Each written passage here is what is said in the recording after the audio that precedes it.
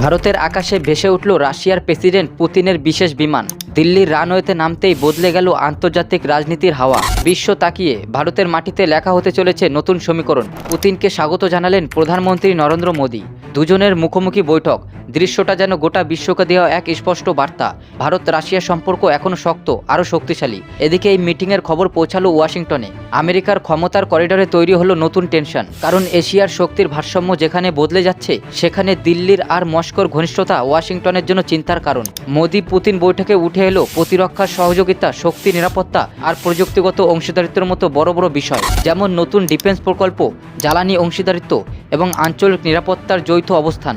ভারতের কথার ওজন এখন এতটাই বাড়ছে যে শক্তি ভারতের পাশে আসবে তার প্রভাব ছড়িয়ে পড়বে পুরো এশিয়ায়। এই কারণেই আমেরিকায় বাড়ছে চাপ। কোয়াড ইন্দো প্যাসিফিক কৌশল, চীনকে ঘিরে নতুন সমীকরণ, সব হিসাব এখন ভারতের একটিমাত্র সিদ্ধান্তে বদলে যেতে পারে। আর ভারত রাশিয়ার এই মিটিং যেন বিশ্বের উদ্দেশ্যে এক গর্জন। ভারতের অবস্থান নির্ণায়ক। ভারত কারোর চাপের মধ্যে নয়, বরং নিজেই তৈরি করছে নতুন বিশ্ব সমীকরণ। পুতিনের দিল্লি সফর শুধু কূটনীতি নয়, এটা বিশ্ব রাজনীতির মানচিত্র, ভারতের বাড়তে থাকা শক্তির প্রতীক। আর এই পরিবর্তনের কেন্দ্রে দাঁড়িয়ে রয়েছে নতুন ভারত। এই ধরনের আরও আপডেট পেতে ভিডিওটিতে একটি লাইক দিন, চ্যানেলটিকে সাবস্ক্রাইব করুন।